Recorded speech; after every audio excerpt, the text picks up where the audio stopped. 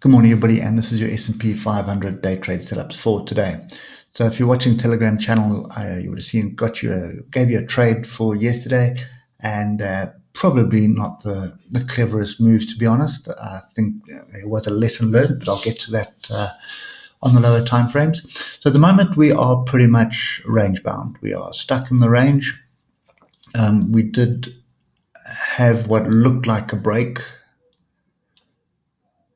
over here, which is 47.14, which is kind of where we closed, and we had a break above that area, but we immediately came back, reversed back into the structure. It could be forming a bigger head and shoulders. So the shoulder would be either this whole thing here or this one here. But this is the neckline, basically 47.45, which is the previous high. So it does make sense that we're going to battle to get through there and coming back down here to form a shoulder, or we are just going to be range bound. So a couple of things to bear in mind. We've got quite a bit of data coming out today and tomorrow, which may act as a catalyst. So this afternoon, my afternoon time anyway, early morning US time, there is data coming out which could very well drive the market in a direction, and that's the PPI that's coming out.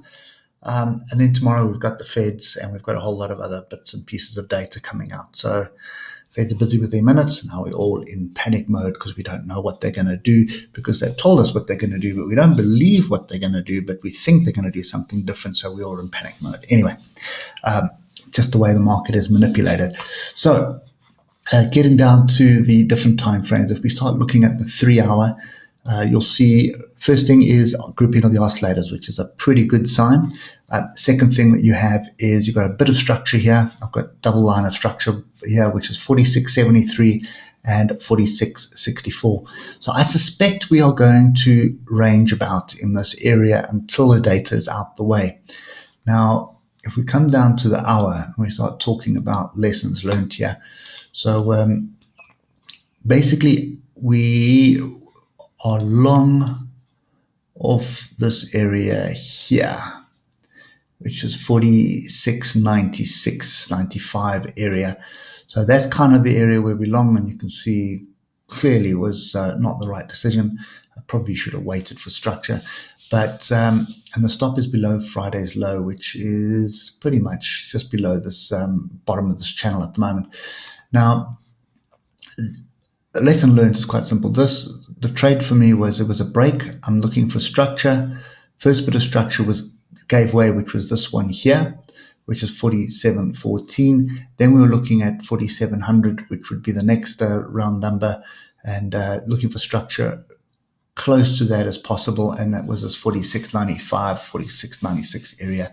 So normally you would have expected, what I was expecting is a range, break of the range, which is there. So first test would have been this one. That one failed, looking for the next one, and that was this one. That one also failed, and then we're headed to the bottom. So still in the trade, not really worried about it at the moment. It takes a stop, it takes a stop. It's not the end of the world. But that's kind of the view that we've got at the moment. So could be a bit of a reversal brewing here for a move to the upside, or at least back to come and test 47.14. Even if it gets back up to 46.96, it gives me an opportunity to get out at break even. That's definitely what I'll be doing. So I'm going to wait for the data, I think, is the moral of the story. So that's kind of my view at the moment. I don't think it changes on the lower time frames. The only thing it does potentially change is that you've got a gap up here, which will act as a magnet. You've got another gap right at the top here, which will act as a magnet. And I'm not sure if there is one further up. No, it doesn't look. There might be one up there, but I'm not going to. That's sort of a hair's breadth there, so I'm not going to worry too much about that. So this could be a bit of structure forming for another bounce up to at least come and test these gaps. So that's kind of my plan at the moment. Just get out of the trade that we're in at the moment, hopefully for break even. Or if it starts rejecting this level, just cut my losses there for whatever that loss is. That's pretty close to break even anyway. So there might be a bit of profit, but this will be close to break even. So anyway, that's kind of my view at the moment. It's sit on hands until data this afternoon, and then if that does, it'll give you a move in a direction for sure. But I think it'll be a short little squirt, and then it will fizzle out and wait for Thursday. So definitely waiting for that, because that could be a catalyst. And then we'll wait for tomorrow and see what the Feds say, and then we can get back to trading again. Okay, anyway, that's my view for today. I hope it helps you somewhat, and we will catch up with you tomorrow morning. Cheers for now.